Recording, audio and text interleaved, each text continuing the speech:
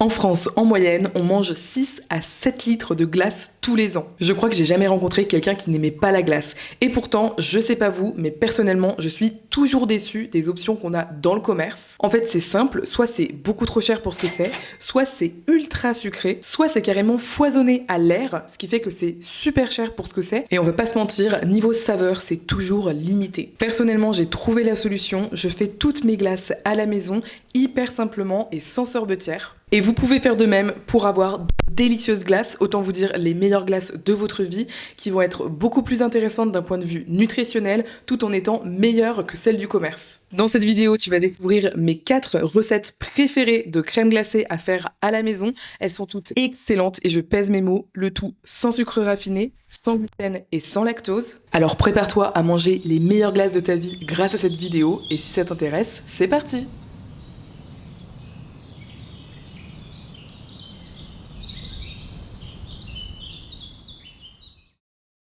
Pour notre première recette, on va partir sur une recette de glace au chocolat qui va être totalement décadente et en même temps vous allez le voir qui sera 100 fois plus saine que celle du commerce. Tout commence avec une boîte de lait de coco. Très important, ne prenez pas un lait de coco allégé, prenez bien un lait de coco en boîte comme ça, qui soit entier. Ça c'est vraiment super important parce que le secret pour faire une bonne crème glacée maison, c'est quand même d'utiliser des ingrédients qui apportent ce corps gras qui va éviter en fait à notre glace de cristalliser au congélateur. Une fois qu'on a mis notre lait de coco, on va continuer avec notre cacao. Le mien est bio et fair trade. J'essaie de faire attention à la qualité du chocolat que j'utilise parce que le chocolat c'est un produit qui peut être fabriqué dans de très mauvaises conditions et bien évidemment mon cacao est sans sucre ajouté. Néanmoins on va quand même mettre un petit peu de sucre dans notre recette, donc on va ajouter une cuillère à soupe de sirop d'érable. Hop, ça se marie très bien je trouve avec le chocolat. Et maintenant on va ajouter plein de saveurs justement qui vont encore une fois rehausser la saveur du chocolat. On va commencer par mettre de l'essence de vanille. Et mon petit secret pour cette recette, vous allez peut-être le reconnaître, c'est du miso brun. Alors vous serez très étonné si vous n'avez jamais utilisé de miso, mais c'est assez salé grâce à la fermentation et ça va hyper bien avec le chocolat. Je vais commencer par en mettre comme ça une petite quantité, vraiment ça correspond à un quart de cuillère à café. Et une fois que j'aurai mon appareil, je goûterai pour voir si ça relève bien les saveurs, s'il y en a assez, etc. Et maintenant la prochaine étape, ça va être de mixer tout ça. Ok, donc je viens de goûter, c'est extrêmement bon, mais pour moi en termes de saveur, ça manque encore un petit peu de cacao, donc je vais en rajouter l'équivalent d'une petite cuillerée à soupe. Ça manque également un petit peu de sucrosité, donc je vais rajouter pareil une petite cuillerée à soupe de sirop d'érable et je vais encore rajouter un petit peu de miso. Donc en gros je rajoute un petit peu de tout parce que je trouve que ça manque légèrement de saveur. Et ça faut vraiment savoir que c'est hyper important que votre appareil à la base ait une saveur très forte parce qu'une fois que c'est congelé, ça va un petit peu enlever de la saveur et du coup il faut vraiment que votre appareil avant d'être congelé soit très savoureux.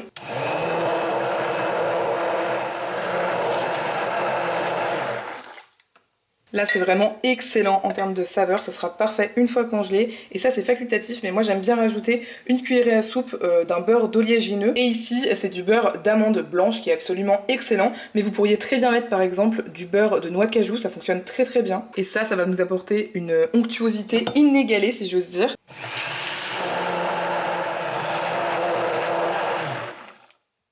Et voilà, à ce stade, notre appareil à crème glacée au chocolat est déjà prêt. Et là, soyez bien attentives et attentifs parce que je vais vous expliquer la méthode que vous pouvez réutiliser tout l'été pour faire des glaces, des sorbets, des crèmes glacées qui soient sans sorbetière. Et l'astuce, c'est vraiment de prendre un moule à glaçons comme ça, un moule dans lequel évidemment les glaçons s'enlèvent facilement et on va pouvoir verser tout notre appareil à l'intérieur. Pour ce faire, j'utilise une louche parce que je trouve que c'est le plus facile.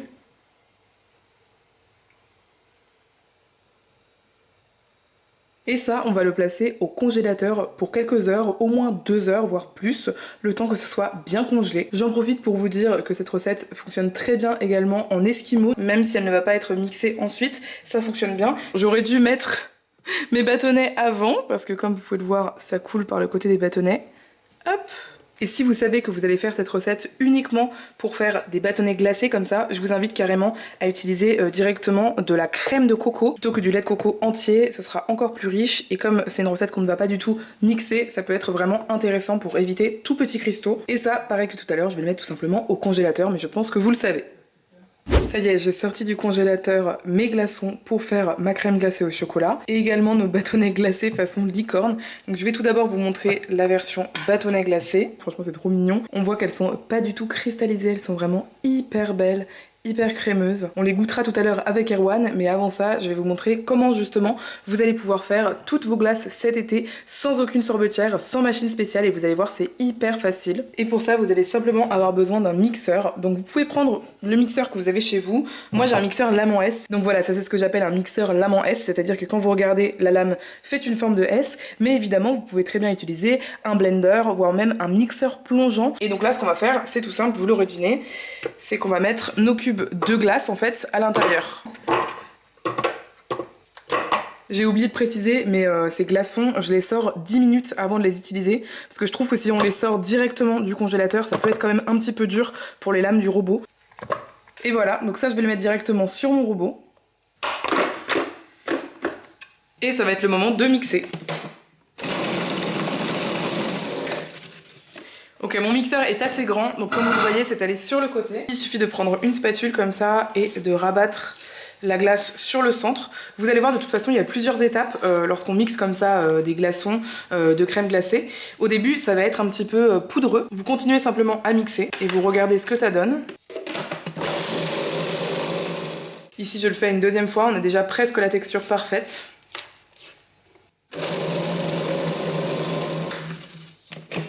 Et une fois que vous avez obtenu votre crème glacée comme ça, vous avez plusieurs choix. Soit vous la dégustez immédiatement, soit vous pouvez la remettre au congélateur pour la déguster plus tard. En fait, une fois que ça a été mixé, ça peut se remettre au congélateur et ça ne va pas cristalliser, ça va garder une belle texture de glace. Non mais regardez-moi ça, c'est juste magnifique. J'ai trop hâte de goûter, je vais vous faire la dégustation avec Erwan, mais avant ça je vous montre comment je sers. Je prends un récipient qui résiste à la chaleur, donc ici c'est un bol Duralex, et également ma boule à glace. Moi j'aime bien les boules à glace, je sais pas si vous verrez à l'intérieur qu'il y a ce petit système en fait que vous activez comme ça par la poignée. Et ensuite je viens mettre dans mon petit récipient de l'eau bouillante, et en fait avant de servir je vais totalement immerger ma boule à glace dedans, ce qui fait qu'elle va être chaude, et ensuite une fois que je servirai, comme la boule à glace sera chaude, la glace va se détacher facilement de la boule à glace. Voilà, je fais facilement une belle boule. Et ensuite, entre chaque boule, je retrempe dans l'eau. Du coup, à chaque fois que je change de parfum, je change l'eau en fait, tout simplement. Et voici notre crème glacée au chocolat et au miso brun. Je vous montre la texture de proche et ensuite on passe à la dégustation. Regardez, c'est ça que j'appelle crémeux et pas foisonné à l'air. On a vraiment une vraie crème glacée. Et en plus, celle-ci, elle est végane, sans lactose, sans gluten, sans sucre raffiné, donc c'est vraiment hyper top. Et maintenant, on va pouvoir tester le goût. Donc là, Erwan, on va goûter une crème glacée au chocolat faite maison. C'est un peu sur une inspiration chocolat chaud, très épais, mais version crème glacée pour l'été. Et du coup, c'est une glace chocolat miso brun. Ça sent tellement bon, déjà juste à l'odeur. C'est incroyable, tellement bon. T'as vraiment un bon goût de chocolat, bien relevé. Moi j'aime bien faire des produits qui ont vraiment un vrai goût de l'aliment. Et je trouve que c'est tout l'avantage avec cette recette, c'est qu'on a vraiment l'impression de... Vous voyez, quand vous buvez un très bon chocolat chaud en hiver, qui est bien épais, qui est bien gourmand, et qui a bien le goût d'un bon chocolat, mais je trouve que ça fait vraiment cet effet-là. Exactement. Attention, hein, parce qu'on a encore 3 autres glaces à déguster. Hein. Pas de problème. Pour moi, le secret pour avoir une bonne crème glacée végane, c'est d'utiliser une bonne source de gras. Donc pour ça, vous pouvez utiliser soit du lait de coco, il faut prendre du lait de coco entier. Vous pourriez même pousser le vice jusqu'à prendre de la crème de coco, puisque la crème de coco contient encore plus de gras que le lait de coco. Et le mieux, c'est de coupler ça avec des oléagineux. Donc la plupart du temps, je conseille les noix de cajou parce qu'elles ont un goût très neutre et elles ont un bon apport de gras. Les noix de cajou, vous pouvez les prendre entières, concassées. Moi, j'aime bien les acheter concassées parce qu'elles sont moins chères. Mais on peut aussi prendre des purées d'oléagineux. Donc par exemple ici j'ai la purée de noix de cajou, c'est 100% noix de cajou, il n'y a pas de sucre, d'huile, de sel ajouté. Et vous le savez, ces ingrédients, j'adore les commander chez Coro. D'ailleurs je sais que vous adorez Coro, j'ai le fan club Coro qui vient en commentaire en général. Pour les personnes qui ne connaissent pas encore Coro, qu'est-ce que c'est? C'est une boutique alimentaire en ligne qui propose plein de produits, dont certains sont véganes, sans sucre ajouté, mais également issus de l'agriculture biologique. Vous pouvez acheter des produits bruts en grosse quantité. Dans l'absolu, les produits Coro ont un très bon rapport qualité-prix, c'est-à-dire que c'est une très bonne qualité pour un prix beaucoup plus bas que ce que vous allez pouvoir retrouver dans le commerce en général. Si je prends l'exemple des noix ici, pour avoir des noix bio de la marque distributeur de chez Carrefour, je dois payer au kilo 19,95 €, tandis que si je me tourne vers Coro, j'ai 1 kg de noix bio pour 15,75 € et avec mon code RENARD5 qui vous offre moins 5% sur toute la boutique, ça revient même à moins de 15 € puisqu'on passe à 14,96 € le kilo. Et en plus Coro vous livre directement à votre porte, donc moi je trouve que c'est encore plus pratique. Personnellement je commande tous les mois chez Coro sans exception, je viens de recevoir ma commande donc je vous propose de vous faire un haul, comme ça vous pouvez un petit peu voir ce qu'il y a sur la boutique. Tout d'abord je vous parlais des purées d'oléagineux que j'adore chez Coro parce que la texture est incroyablement lisse et qu'en plus ils ont tout un tas de beurre d'oléagineux qui ont uniquement les oléagineux à l'intérieur. Ici on a de la poudre de cacahuète qui a été partiellement dégraissée et ce produit c'est absolument incroyable parce qu'il y a 46% de protéines. J'utilise vraiment comme une poudre protéinée mais avec un goût excellent de cacahuète et les ingrédients pareil c'est uniquement de la cacahuète, il n'y a pas d'autres ingrédients ajoutés. J'ai pris ces énormes raisins secs qui sont absolument excellents, c'est les meilleurs qu'on ait jamais goûté à la maison. Niveau protéines vous le savez je suis également extrêmement fan des protéines de soja ou des protéines de pois texturées comme c'est le cas ici. Les ingrédients encore une fois c'est 100% pois, sachant que le pois ça fournit une protéine complète, c'est-à-dire que quand vous en consommez vous avez directement les 9 acides aminés essentiels. Chez Coro j'adore également leurs simili carnés et notamment leurs saucisses. Elles sont à base de seitan et elles sont très protéinées puisqu'on est à 23% de protéines. Alors ça je suis fan, dès que j'en ai plus j'en recommande. C'est tout simplement une pâte de tomates rôties avec du basilic et de l'origan. Franchement c'est juste excellent, on dirait la Méditerranée en bocal. Avec Erwan on a repris le sport récemment donc on cherchait des snacks protéinés à prendre juste après l'effort. Donc on a une première boule d'énergie aux noisettes, une seconde à la cacahuète, ça c'est une barre au pruneau avec de la betterave. J'aime beaucoup leur barre protéinée aux flocons d'avoine, cacahuète et chocolat, elle est également bio. Et enfin leur barre protéinée de luxe, donc il y a deux goûts. Le premier c'est le goût cacahuète et en dessous on a celle qui est fourrée à la framboise, très sympa pour les personnes qui préfèrent les goûts fruités. N'oubliez pas qu'avec mon code RENARD5 vous avez moins 5% sur toute la boutique. Sachez que sur Coro on offre également un cadeau à partir de 99 € d'achat. En ce moment c'est un cookie vegan bio à la pistache qui est juste excellent. Je vous conseille trop d'aller faire un tour sur leur site pour découvrir toutes leurs références. Je vous mets le lien direct en description. Pour la prochaine recette, on va partir sur, vous allez voir, un sorbet, mais qui va être quand même très gourmand. C'est entre le sorbet et la crème glacée, et ça va être aux fruits jaunes. Donc on commence avec un gros citron. Le but, ça va être de le conserver, parce que je vais vous montrer après une façon de présenter la glace qui est juste trop jolie. Et donc ne le coupez pas en deux dans l'autre sens, coupez-le vraiment dans ce sens-là. Et ensuite, le but, ça va être de creuser le citron sans abîmer la coque. Donc vous pouvez directement utiliser une grosse cuillère si vous y arrivez. Moi, je trouve que c'est plus simple en faisant le tour comme ça, avec un petit couteau d'office qui coupe quand même bien. Et une fois que vous avez coupé comme ça, ce sera beaucoup plus facile du coup de passer la cuillère pour vraiment extraire la chair du citron. Voilà, donc une fois que vous avez trouvé le bon endroit pour vraiment creuser, vous allez voir votre citron en fait à l'intérieur, il va être très très propre.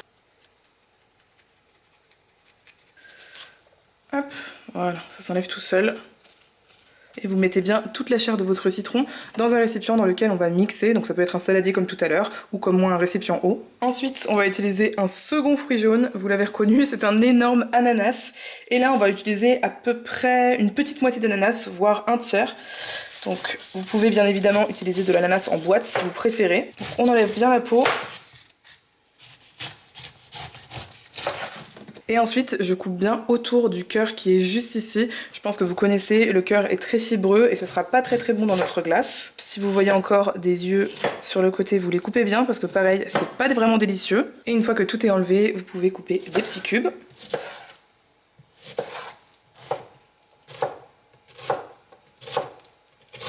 Et tout ça, je le mets à nouveau dans mon récipient. Je vais également mettre un petit bout de gingembre, donc je vais faire juste une tranche parce qu'il ne faut pas que ce soit trop fort en goût, comme ceci.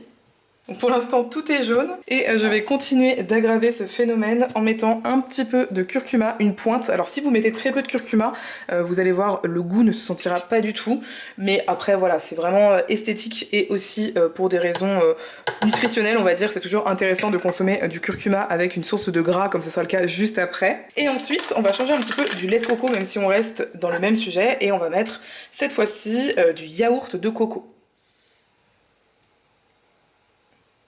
Comme ceci, hop. Et une fois que vous avez ça, c'est reparti pour mixer. Donc moi j'utilise un mixeur plongeant parce que c'est plus pratique pour moi, mais vous faites en fonction de ce qui est le plus pratique pour vous.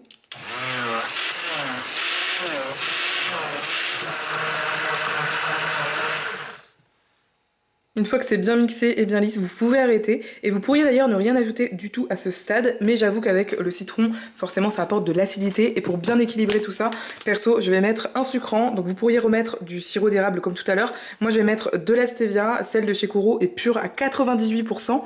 Ça veut dire qu'elle est vraiment très concentrée. Et c'est vraiment génial parce que ça veut dire qu'il faut en utiliser un tout petit peu pour sucrer. Et d'ailleurs la plupart des gens font l'erreur d'en mettre trop. Ils ne se rendent pas compte qu'il faut en mettre vraiment une pointe de couteau. Voilà, donc je mixe une dernière fois. Alors moi, ce que je vous conseille de faire si vous n'avez pas de sorbetière ou de machine à glace, ça va être tout simplement de suivre exactement la même méthode que celle que je vous ai montrée pour notre première glace, donc celle au chocolat. Moi néanmoins, à la maison, je n'ai qu'un seul moule à glaçons qui en ce moment est utilisé. Et par ailleurs, je vous ai fait des petites cachotteries, mais personnellement, je possède une sorbetière. Le but, c'est juste que mes recettes soient accessibles à tout le monde. Mais moi, du coup, je vais pouvoir l'utiliser pour cette recette. Donc ne prenez pas peur, c'est normal que moi, je ne le mette pas dans des moules à glaçons. Mais chez vous, faites vraiment la méthode qui vous convient. Voilà, donc de mon côté, je n'ai plus qu'à fermer ma boîte hermétique. Hop, à la placer au congélateur. Et ensuite, lorsque ce sera le moment, je pourrai la mixer et obtenir ma crème glacée que je vous montre pour moi dans plusieurs heures, mais pour vous tout de suite. Et surtout, n'oubliez pas vos coques de citron, je vous conseille de les prendre bio si vous pouvez. Mettez-les également au congélateur jusqu'au moment de réaliser votre sorbet.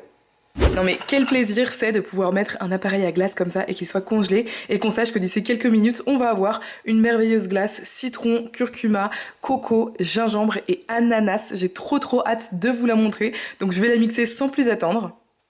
Et voilà, ma crème glacée aux fruits jaunes est totalement mixée, elle est juste trop belle également. Et cette glace, si vous vous souvenez bien, on va la servir un petit peu différemment puisque j'avais mis à congeler 2 coques de citron, celles qu'on avait utilisées justement pour faire la recette. Donc je vais servir là-dedans, vous allez voir ça va être très sympa, c'est vraiment une idée de présentation très chouette pour l'été. Vous mettez une boule à l'intérieur.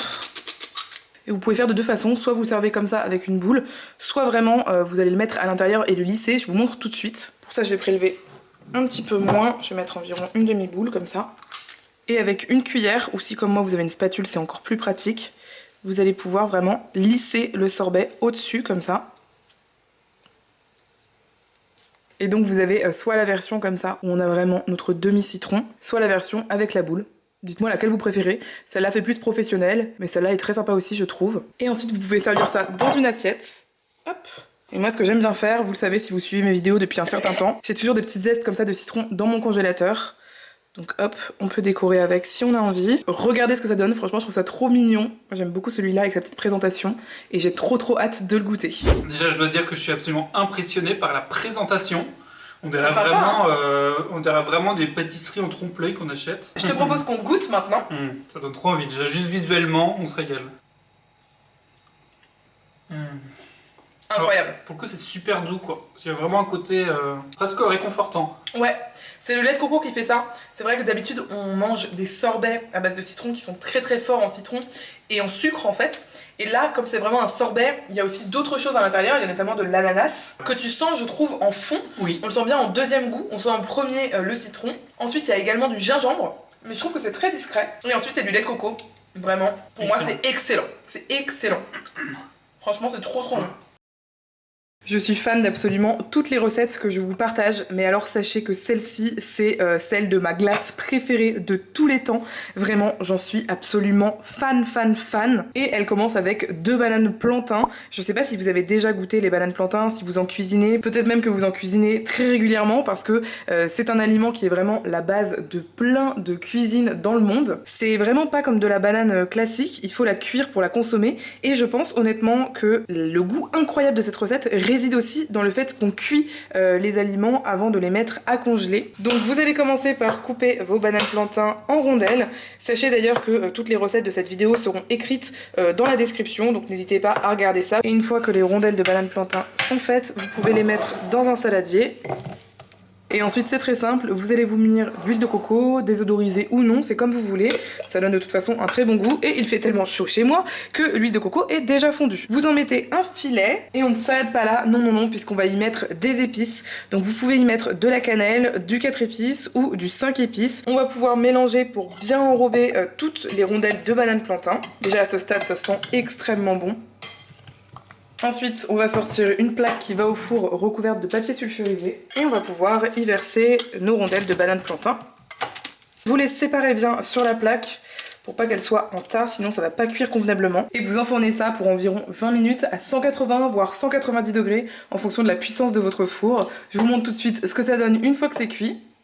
Pour la suite de la recette et pendant que les bananes plantain cuisent, on va pouvoir à nouveau utiliser du lait de coco. C'est vraiment une super base pour les glaces qui sont sans lactose. On verse notre boîte de lait de coco entier dans notre saladier. On va également mettre de la vanille. Donc moi j'ai de la vanille en poudre. Après vous pouvez utiliser de la vanille qui est par exemple en gousse tout simplement. Ce sera le meilleur que vous puissiez trouver. Ou encore comme ici de la vanille liquide. Moi j'utilise les deux pour vraiment renforcer le goût de la vanille parce que j'adore ça personnellement. Pour sucrer la recette je vais utiliser des dattes d'Aiglet Nour, donc ce sont des dattes qui sont assez peu coûteuses au final. Et celles-ci proviennent de Tunisie.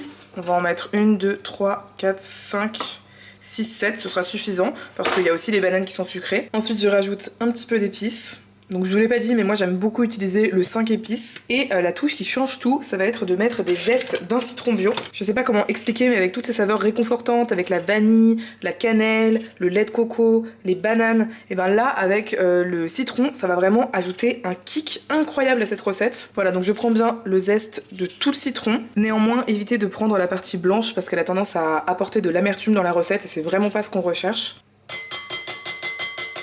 Et là c'est totalement facultatif mais moi j'aime beaucoup ajouter du rhum dans cette recette. Parfois je fais même tremper des raisins secs dans du rhum et ensuite je récupère un petit peu une partie du rhum des raisins secs et je mets à la toute fin dans ma glace une fois qu'elle est mixée les raisins qui sont gorgés de rhum. C'est hyper bon. Je trouve que ça complimente hyper bien les bananes cuites qu'on va mettre juste après. Mais évidemment si vous faites cette recette pour des enfants ou pour une femme enceinte par exemple c'est totalement facultatif. Et voilà les bananes plantain viennent de sortir du four. Non mais regardez-moi ces beautés.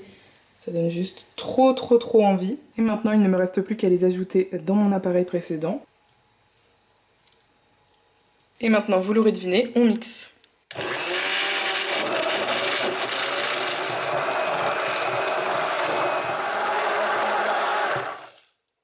Voilà, donc là l'appareil est absolument magnifique, on voit qu'il est bien crémeux comme nos autres appareils. Et ensuite, bah, comme d'hab, vous de votre côté, si vous n'avez pas de sorbetière, vous mettez votre appareil dans votre moule à glaçons. Et moi je le mets du coup dans mon petit pot là, que vous commencez à connaître. Je ferme tout ça.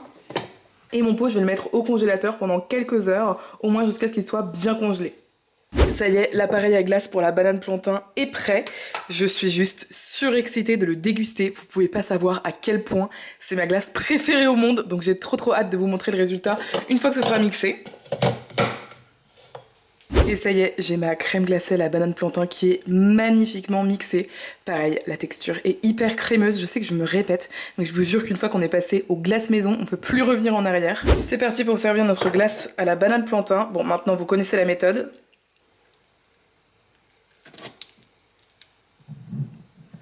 Magnifique. Ah là là, ça me fait trop envie. Le test de la cuillère pour que vous voyez bien la texture avant qu'on déguste. Juste magnifique. Est-ce que vous voyez les grains de vanille à l'intérieur? Franchement, c'est incroyable avec les saveurs de rhum, de vanille, de lait de coco, de banane plantain qui a été cuite au four avec de la cannelle et de l'huile de coco. Et encore une fois, là on peut voir à quel point c'est vraiment une glace gourmande quoi. Hein. Bref, j'arrête de parler parce que maintenant c'est le moment de déguster et ce sera le moment de vérité. Donc là, Erwan, c'est une glace à la banane plantain, avec de la cannelle, il y a également du lait de coco, et il y a aussi un peu de rhum. Évidemment, l'alcool est à consommer avec modération. Non, ça, j'accepte pas. Ça reste à la douane. Hein. Ça passe pas, ça. J'ai jamais mangé une glace comme ça. Non, mais celle-là, vraiment, elle est incroyable. Vraiment, c'est la meilleure glace que j'ai jamais mangée.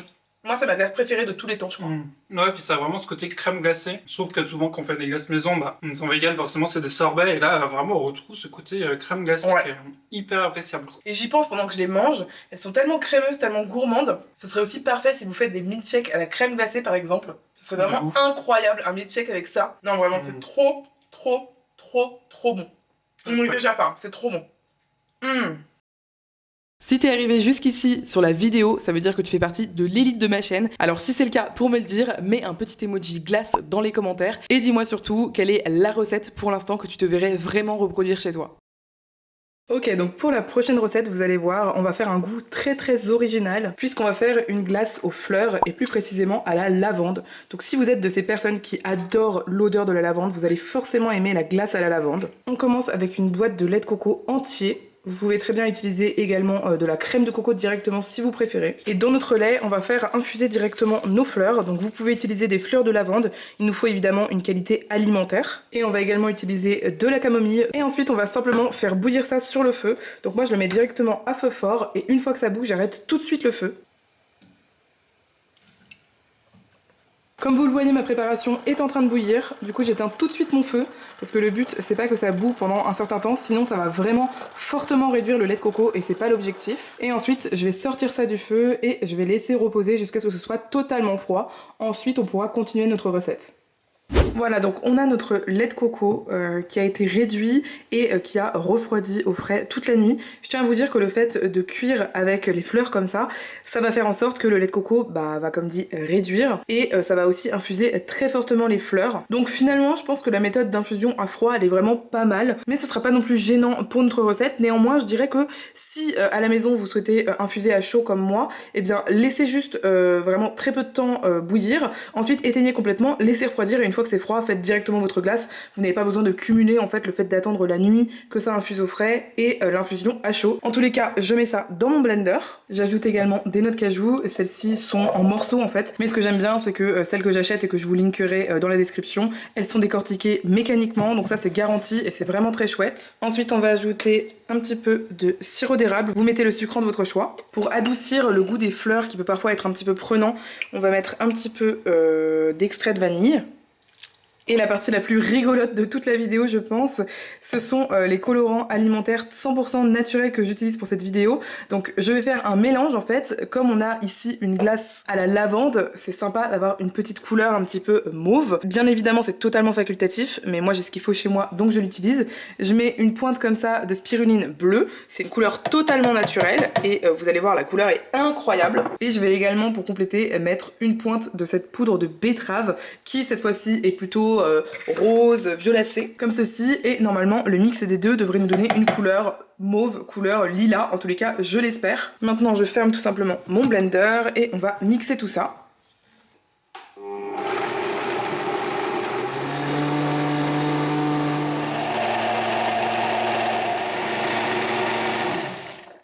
Voilà, je sais pas si ça se verra bien à la caméra, mais on obtient une jolie couleur lavande, donc c'est vraiment très sympa. Après comme dit, c'est totalement facultatif, c'est juste pour le fun.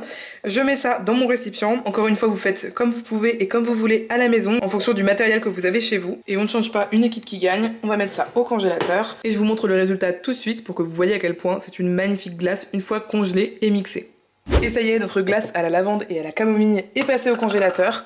Regardez-moi ça comme elle est bien congelée. Comme d'habitude, je la sors 10 minutes à l'avance du congélateur pour ensuite la passer personnellement dans ma machine. Comme dit, vous pouvez très bien faire la méthode avec les glaçons que je vous ai montré pour la recette de la glace au chocolat. Je vais mixer tout ça et je vous montre le résultat tout de suite.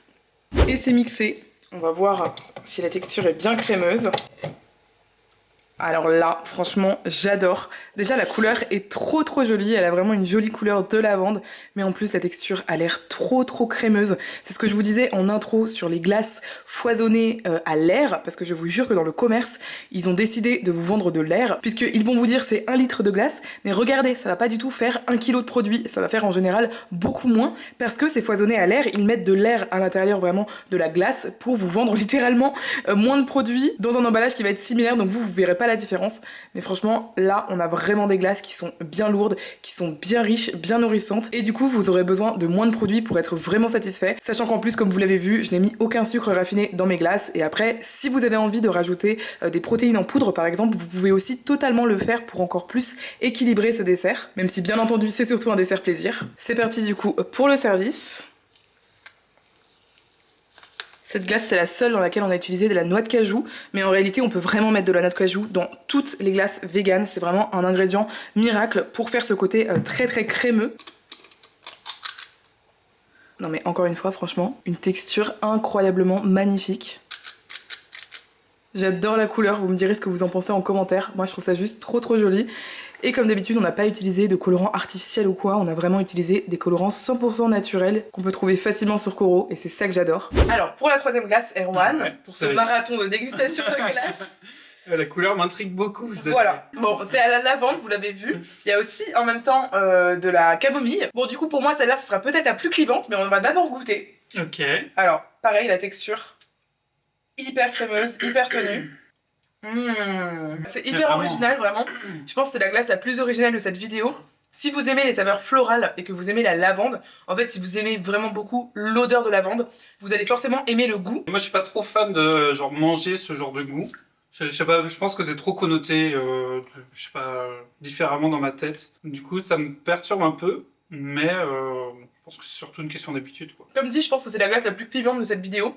Par contre, si vous aimez vraiment l'odeur de la lavande, vous allez adorer la glace à la lavande, parce qu'on sent vraiment le goût de la lavande. C'est hyper original, mais c'est vrai que c'est comme pour la rose par exemple. Moi j'adore, mais certaines personnes trouvent que les produits à la rose ont un goût de savon par exemple. Bon voilà, tout est une question de dosage aussi. Je vous mettrai de toute façon les dosages exacts dans la description pour que vous sachiez. Moi personnellement j'aime beaucoup, mais je comprends tout à fait que Erwan puisse avoir du mal avec. Et effectivement, si on a un dîner avec plein de personnes, je pense que c'est une glace qui est plutôt clivante. Donc à faire vraiment pour les amatrices et les amateurs de fleurs. Pour que vous ayez deux avis subjectifs, j'ai eu envie de noter les glaces. Donc en premier, on a la glace au chocolat. Combien tu mettrais? Bah 10 sur 10. C'est la meilleure glace au chocolat que j'ai jamais mangée.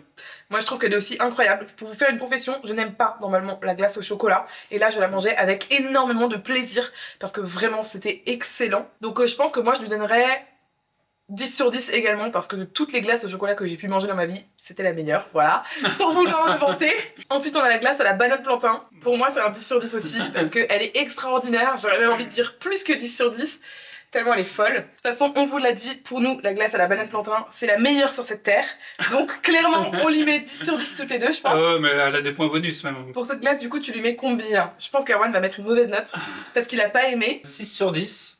Parce que t'as pas aimé du tout le goût. Ouais, c'est ça. Je pense qu'il faudrait que ce soit très léger pour que j'apprécie. Mais sinon, je trouve que quand même les arômes, ils sont originaux, ils sont sympas, quoi. Après, il y a aussi la texture de la glace. Ah ouais, Je trouve que la texture est très réussie, ce qui fait gagner des points. Et pour moi, je mettrais 7 sur 10, parce que même si j'aime bien les fleurs, c'est vrai que c'est pas ma préférée non plus. Mais comme dit, au niveau de la texture, je trouve qu'elle est vraiment très bonne et surtout très originale. Et du coup, pour ce citron givré, tu mets combien?